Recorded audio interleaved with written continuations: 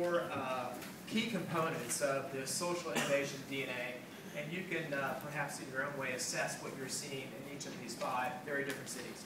First of all, a social innovation ecosystem requires a diversity of talented and committed stakeholders. And I would give Hong Kong an A- for that. And I think that it's getting better and better all the time as we continue to attract not only amazing entrepreneurs, but the business is more, the government is more engaged in this time. There are intermediaries such as SoAsia who are coming online, and young people such as yourselves who are connecting with us here in Hong Kong. So that would be the first thing. Secondly, increased trust across sectors and mindsets and social barriers. Trust is a kind of it's a virtual currency. Trust is what enables all sorts of transactions, not just business transactions, but all sorts of transactions to happen, for innovation to occur, for ideas to come together and to find common ground and to move forward. Trust is absolutely essential.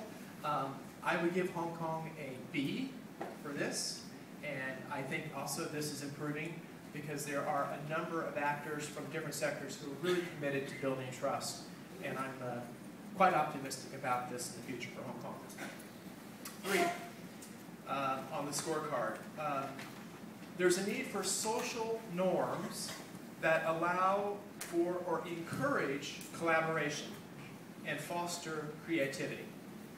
Now, what's interesting about this one is I think this is where you will see the most, you trekkers, this is where you'll see the most significant differences and unique characteristics amongst the 5 cities you're visiting. What are these cities doing? What are the innovation ecosystems doing within these cities to encourage the sorts of social norms, to enforce, if you will, if I can use that word, or incentivize these social norms? That will be quite interesting, and I would love to hear your feedback at some point after you visit your 5 cities. I would give Hong Kong a C here. I think it's improving. By C, I mean average. The challenge, of course, for Hong Kong and others is that an average grade is simply not good enough in this day and age. And finally, and you've heard this from Francis and others this morning, certainly from our 3 panelists, on the scorecard, an innovation ecosystem requires motivations that rise above short-term rationality. I've been in this space for 5 years trying to apply what we call business solutions to social problems. I'm not a business person by background. That's just one of the ironies of our organization. But frankly, when we look at a lot of the solutions that we've addressed and the organizations that are addressing those solutions, they simply don't make sense on a short-term, rational, traditional business model case. They don't make sense. And that's one of the reasons why we've seen so little, relatively speaking, so little development of the hybrid business space in Asia, and certainly here in Hong Kong. We need to be thinking longer term. And of course, when we begin to think longer term, we raise these issues about risk and sacrifice that are quite difficult for people to take on board, but are absolutely necessary. So there's my scorecard. On this one, on this last item, the motivations beyond short-term rationality, sadly I would give Hong Kong a D. But again, I think the situation is improving. It needs to improve if we're going to see further development of this space and the development of a comprehensive impact ecosystem in Hong Kong. Okay, in closing, Paul, great sharing this morning. Paul asked a quite fundamental, almost existential question when he said, why is it I want to do this? He had to confront that issue for himself at one point in his own life, and I think that's so right. And you need to ask that question of yourself, and you need to have a strong, robust answer to that question that can withstand the stresses and the challenges and the disappointments and the sacrifices that will be required if you are to wade into this space. You need some purpose that will drive you. This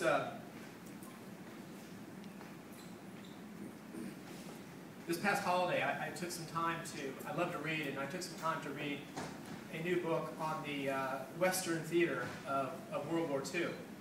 And in reading this book, it turns out that many of the American GIs, who numbered in the hundreds of thousands, did not want to be in Europe fighting this war, and really felt that it was Europe's issue to resolve. But they went. And as they pushed eastward through France and Belgium, and then finally into Germany itself, at one point they came upon the camps at Buchenwald and Dachau. And as they liberated these camps, they, as you know, found thousands who had died, and they found thousands of others who were literally the walking dead. And more than one GI said after this experience, I may still not be sure what I'm fighting for, but I'm very clear what I'm fighting against. And I think it's really important for all of us, for you trekkers, for all of us in this room, to be clear what it is we are fighting against. Because honestly, at the end of the day, we're all clear about what we're for. We're all for doing good and doing well. We're all for social enterprise. We're all for impact investing. We're all for greater efficiency, greater effectiveness. We're all for greater leverage. We're all for measurable impact, right? What are we against? What is it that grabs you? You heard it this morning from three panelists, from Sarah, from Irene and Paul. What is it that grabs us and will not leave us alone? And that's what will sustain us through the hard times. So my invitation to the trekkers is to come back to Asia. Come back and see us again.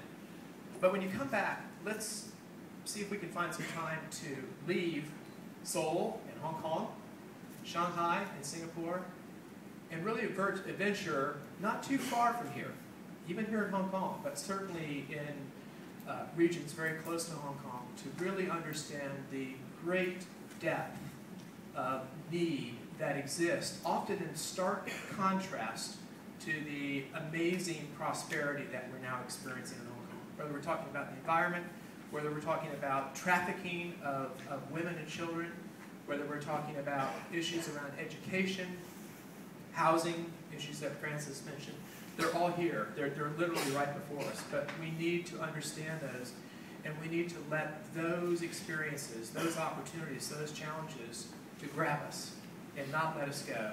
And that will carry us all forward. Thanks again for being with us here today.